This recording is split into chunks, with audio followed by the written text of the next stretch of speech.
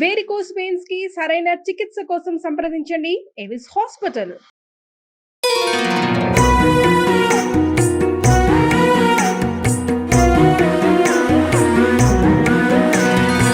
జై శ్రీకృష్ణ. ఆండాల్ తిరువడిగళే శరణం. ఆండాల్ తల్లి పాడిన 30 పాసురాలు, తిరుప్పావై దివ్య పాశురాలను రోజుకొక్కొక్క పాసురం చొప్పున చూస్తున్నాం. చూస్తూనే 13వ రోజుకి మనం చేరుకున్నాం. ఈ 13వ పాశురంకి వచ్చేసరికి అల్లకల్లోలం అయిపోయింది నందవ్రజమంతా. ఒక్క 2 వర్గాలుగా చీడిపోయారనమాట గోపికలందరూ. ఏమిటో తెలిసిన, రామ పార్టీ ఒకళ్ళు, కృష్ణ పార్టీ ఒకళ్ళు. మా రాముడే గొప్ప అని ఒక పార్టీ, కాదు మా కృష్ణుడే గొప్ప, రామ జిందాబాద్, కృష్ణ జిందాబాద్. ఇలాగా గోపికలంతా 2 వర్గాలుగా చీలిపోయారు 13వ పాశురం ప్రారంభ సమయానికి. ఎందుకు? 12వ పాశురంలో చివరిలో మనత్తుకినియానై పాడవం నీవాయ్ తిరవాయ్ అని అంటూ శ్రీరాముణ్ణి తలిచారు. ఏమ్మా, మనం కృష్ణుడి కాలంలో ఉన్నాం, మనం కృష్ణుడి కోసం వెళ్తున్నాం, నువ్వు రాముణ్ణి ఎందుకు తలిచావు అంటూ ఒక పార్టీ ప్రశ్నించేసింది. అయ్యేసరికి కృష్ణుడే గొప్ప అని ఒక పార్టీ, ఏమిటి అలా అంటారు, రాముడే గొప్ప అని ఇంకొక పార్టీ. ఇలా 2 పార్టీలు అయ్యాయి. ఏం మాట్లాడుకున్నారో ఈ వేల్టి పాశ్రంలో చూద్దాం. పుళ్ళిన్వాయ్ కిండానై பொல்லாவரக்கனை கிள்ளி களைந்தானை கீர்த்திமை பாடிப்போய் பிள்ளைகளெல்லாரும்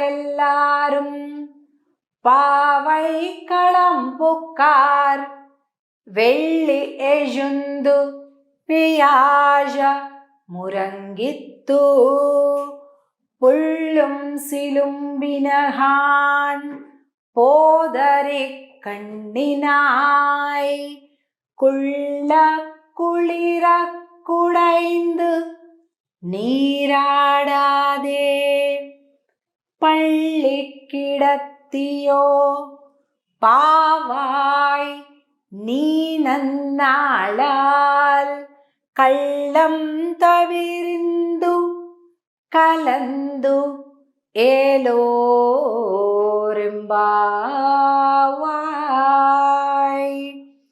పుళ్ళిన్వాయ్ కీండానై పొల్లావరక్కనే. పుళ్ళిన్వాయ్ కృష్ణుడి పార్టీ ఆమె వచ్చింది. అందరు అబ్బబ్బబ్బ కొట్టుకోకండారా అని ఒక వృద్ధ గోపిక, పెద్ద గోపిక వచ్చి, ఎందుకలా కొట్టుకుంటారు, ఆ రాముడైనా కృష్ణుడైనా ఇద్దరు ఒక్కళ్ళేరా, ఎందుకు కొట్టుకోవాల్సిన అవసరం లేదు అని ఒక పెద్ద గోపిక 2 పార్టీల్ని సర్దుబాటు చేసి, మీరు ఒకసారి కృష్ణుడిది పాడండి, మీరు ఒకసారి రాముడిది పాడండి, మళ్ళీ మీరు ఒకసారి కృష్ణుడిది పాడండి, మీరు ఒకసారి రాముడి గుణం పాడండి అని ఆవిడ తీర్పునిచ్చింది. సరే, అయితే మేమే ముందు పాడతాం అని కృష్ణ పార్టీ వాళ్ళు. పుళ్ళిన్వాయ్ కీండానై అంటే వీళ్ళు చెప్తున్నారు, ఆ బకాసురుణ్ణి మా స్వామి ఏమి చీల్చి చెండాడు అనుకున్నావు, పరాక్రమంతో చీల్చాడు మా స్వామి కృష్ణుడు అని వీళ్ళు చెప్పారు. వెంటనే రామ పార్టీ వాళ్ళేం చెప్పారంటే, కిళ్ళి కళైందానై కీర్తిమై పాడిపోయ్. దశకంఠుడున్నాడే 10 తలల రాక్షసుడు, వాడిని దేవతలు, దానవులు, గంధర్వులు ఎవ్వరేమి చెయ్యలేనటువంటి వాడు. ఎందరినో కూడా తన కాళ్ళ కింద, చెప్పు కింద పెట్టేశాడు దేవతలను కూడా. అలాగా తన బల పరాక్రమాలతోటి అన్నింటినీ జయించినటువంటి అంత గొప్ప రాక్షసుడున్నాడు కదా 10 తలలు పెట్టుకొని. వాడిని మా రామచంద్రుడు కిళ్ళి కళయిందా అని గిల్లి పారేశాడు. అతని తలలు 10 గిల్లి పారేశాడు. అంటే మీ కృష్ణుడు బకము అంటే కొంగని సంహరించడానికే పెద్ద బలపరాక్రమాలు చూపించాల్సి వచ్చింది, కానీ మా రాముడు చేశాడు, గిల్లేసేసాడు అని చెప్తున్నారు అన్నమాట.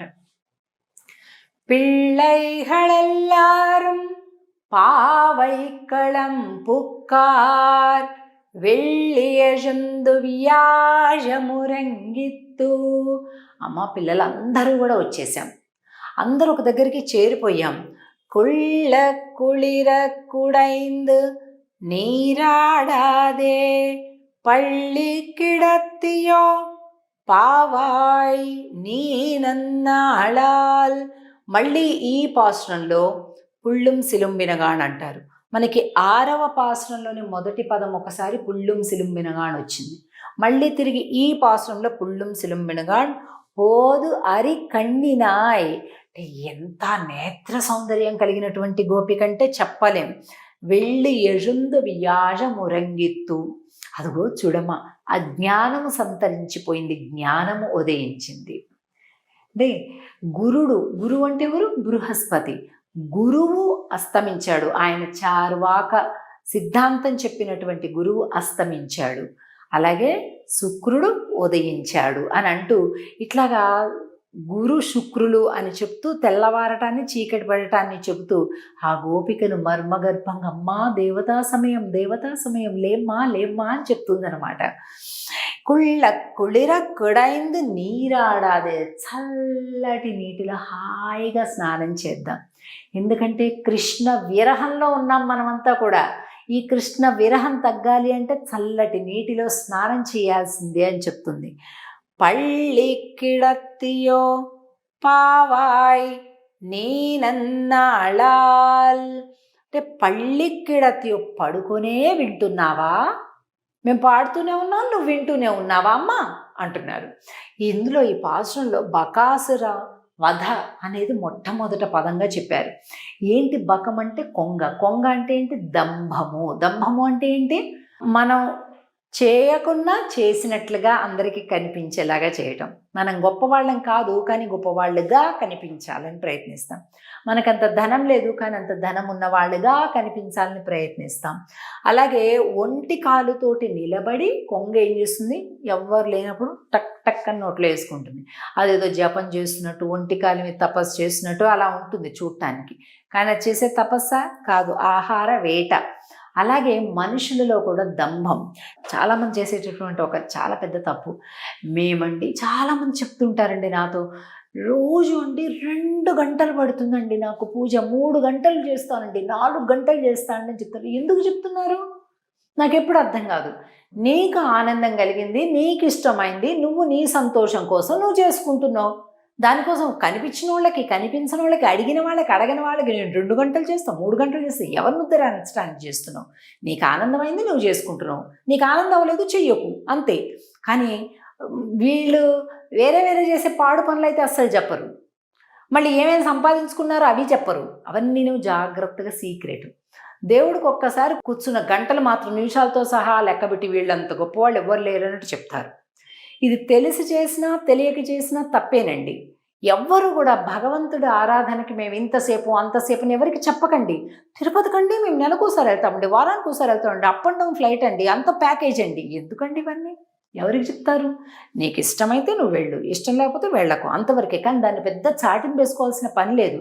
అలాగే దాన ధర్మాల విషయంలో కూడా బాబా ఇంకా అదైతే చెప్పలేము. ఎంత అసహ్యంగా ఉంటుందంటే, ఒక్క చిన్న దానం చేయటం, బోల్డ్ ఫోటోలు, శాలువాలు, కాండవాలు, ఈ మొమెంటోలు పట్టుకోవటం, ఇటో 10 మంది అంటే ఎందుకు వచ్చిందండి ఇవన్నీ? నాకు అర్థం కాదు. నీకు ఇష్టమైంది నువ్వు ఇచ్చావు, అంతవరకే. దానికి పబ్లిసిటీ ఏంటి? తీసుకున్నవాడు సిగ్గుతో చచ్చిపోయేలాగా. అసలు అలాంటి పనులు చేయొద్దండి. అలాగే ఇవాళ ఆండాళ్ళు తల్లి ఈ 13వ పాసురంలో దాని గురించి చెప్తుంది. దంభము లేకున్నా ఉన్నట్టు నటించకు అని చెప్తుంది. ఎంత బాగుంది కదండి. తప్పకుండా ఈ ధనుర్మాసం సాక్షిగా మనలో ఉండేటటువంటి మలినాలు, తెలియక తెలిసి ఉన్నటువంటి వాటిని తొలగించుకునే ప్రయత్నం చేస్తూ ముందుకెళ్దాం. రేపటి రోజు 14వ పాసురం రోజు తిరిగి కలుద్దాం. జై శ్రీకృష్ణ. ஆண்டாள் திருவடிகளே சேரணம்.